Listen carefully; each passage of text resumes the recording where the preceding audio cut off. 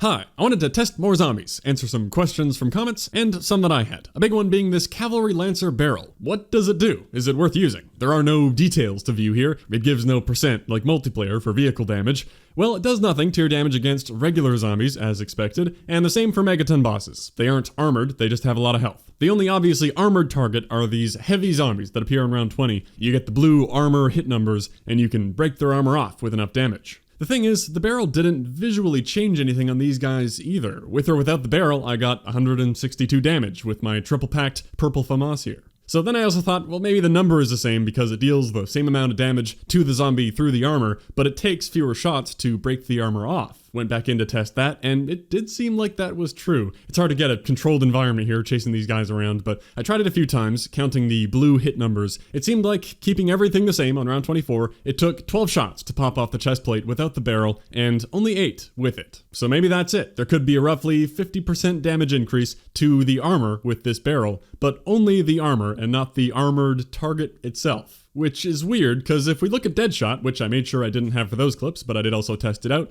Tier 2 Deadshot says 50% more damage against armor pieces. It sounds like that maybe does the same thing as this barrel, but no, Deadshot actually does increase the damage number as well when shooting an armored zombie, like you'd expect. It goes up to 243, which is indeed 50% higher, so that's a little weird that it shows a true damage increase against armor, not just an invisible one. So Deadshot is the more useful thing when it comes to countering heavy zombies, but the barrel does seem to help break armor. I don't think it's fake and useless, it's just harder to tell. I do always also try to do some research to see if anyone got it figured out, but no, I only found 3 tiny threads where people were asking about the barrel and got some mixed information, like, megatons are armored, so yes, it does count.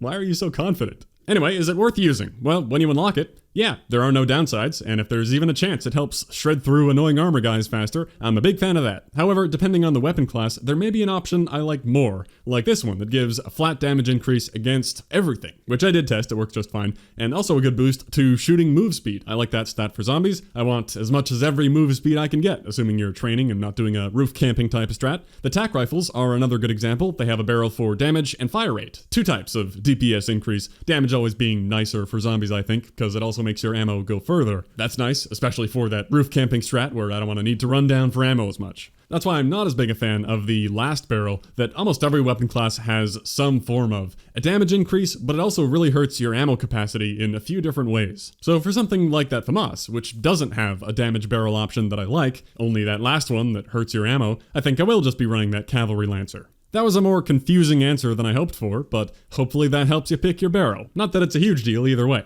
Before completely leaving the barrel topic, there was another weird point of confusion around the shotgun damage barrels, or mainly the Hauer. It had this thing that used to say plus range minus range, and people were like, what? So they were like, whoops, and they changed it to plus 222% damage. And yeah, again, what? I got a few people asking about that. Shotgun damage testing is a little weird because unlike other guns, you need a high health target, otherwise all the pellets don't hit. Anyway, I actually saw a 250% damage increase. 77 per pellet, point blank, to 270 per pellet. It really seems to be that insane of an attachment, apparently even higher than it says. There could be something weird going on with shotgun base damage I don't fully understand, and it really is 222 overall. Anyway, the extra confusion comes from how the attachment can also sometimes say 50% damage, which seems more reasonable, so did they fix it? What's up with that? Well, it seems to be a little bit random what it shows on boot up, but it also seems based on whether or not you last played multiplayer or zombies, because then it'll change to 50% or 222, and stay that way for both modes until you play another game. It's just a visual thing that doesn't update properly. Mid-match, it should always show the more correct number for the mode you're playing.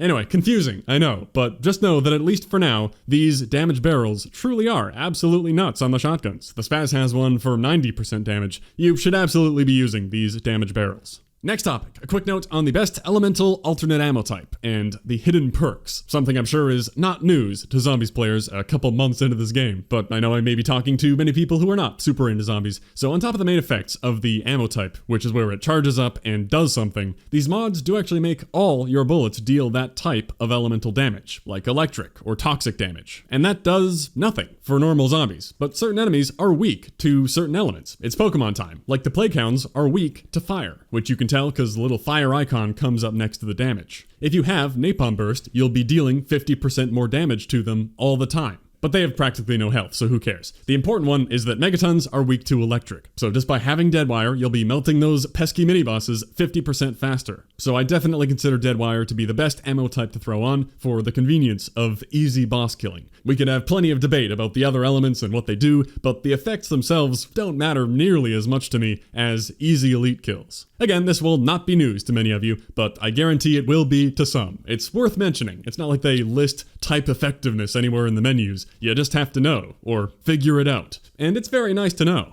To go along with that then, I've got a mini tip for Deadwire. I've seen one reason some people don't like it is that it can kinda trap you. Has this ever happened to you? You're running through the map, which means your Deadwire is probably charged up. You see one zombie spawn in front of you and think, no problem, I don't even need to dodge him, I'll just kill this one guy. Whoops, now he's locked in place by Deadwire, and no matter how much you shoot him, you can't kill a Deadwire target. They just stand there electrocuting until they time out. Very annoying, because you can get stuck on that. I did that there on purpose, so that wasn't the best example, but you can imagine going through the underground and getting stuck on your own Deadwire. Well, you actually can kill them if you knife them. Dealing the electric weapon damage will never finish them off, but they can be finished off. So if you ever get stuck on an electrified 1 HP zombie, getting mad at the stupid electric effect or panicking trying to shoot him, just remember to knife it to get away. Same thing might be handy for getting screwed over at exfil. If one zombie takes a really long time to get there for whatever reason, if you didn't chop her at a good time and he ran away and hid, and you end up electrifying him, he does count as alive while he's standing there getting zapped. So might want to run over and finish him if time's getting low. That's a much more unlikely scenario though.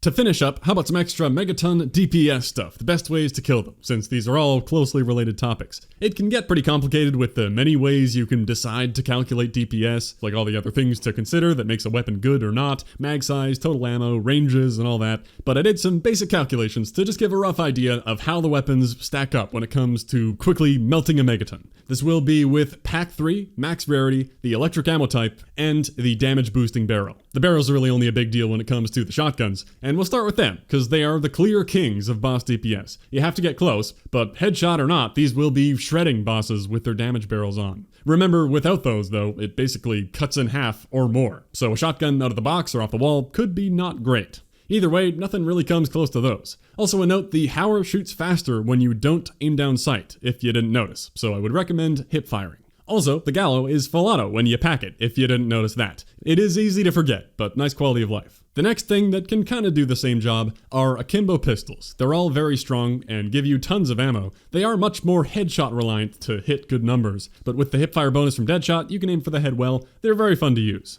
The next standout among the pretty regular weapons would be the M16. Since it gets that 6-round burst when it's packed, it can approach 100k, but things are really starting to drop off, and basically every other weapon is in a similar range of 20 to 30k for body shots, 50 to 80k for headshots. The only other thing I'll mention are snipers. They do have the worst body shot DPS, but a very solid headshot DPS. That hardly matters though, you likely won't be hitting the max fire rate. The thing that separates them is that they're good burst DPS. You deal that truckload of damage in one headshot, and then you can keep running, keep moving. That can be nice if you've got a train going while damaging a boss. You maybe don't want to be sitting next to him trying to get damage in with an SMG. You might be wondering whereabouts would the ray gun be as a benchmark. It is an obvious powerful choice if you get it, it's very easy to use, but in terms of actual numbers, it's just around 70k, since it can't get the electric ammo type to buff it up further, and doesn't seem to really get anything from headshots. Even though you do get golden critical numbers, they stay about the same. That's also a good thing, since you don't need to aim for the head, you always get good damage. So it has average potential, but makes up for it in how easy and consistent it is. And the splash damage for normal zombies, of course, ammo economy and all that, it's not like the ray gun is ever bad. Final note for true boss deletion, you'd want to take advantage of the 2.5 times elite damage you get from an insta-kill when you get one, and the 5 times damage you can get from a ring of fire. Truly insane. Not that you even need it if you carry one of those kitted out shotguns. That's where I'll stop for DPS stuff. I think it's fun to look at, but I don't want to go too crazy with it. I know it really doesn't even matter that much. One of the main gameplay loops for zombies right now is playing to earn your camos. So you're gonna use every weapon regardless, not pick one because it's the best. But I thought it was fun to see how things compare. Maybe with the map next season or future content, there could be more interesting fights or encounters and challenging bosses that might make you care about DPS, and having a good elemental loadout for different enemy types. There's a whole lot they could do, and maybe I'll go deeper with loadout damage testing if that day comes. Until then, hope you learned something interesting out of all this. Thanks for watching. I'll catch you next time.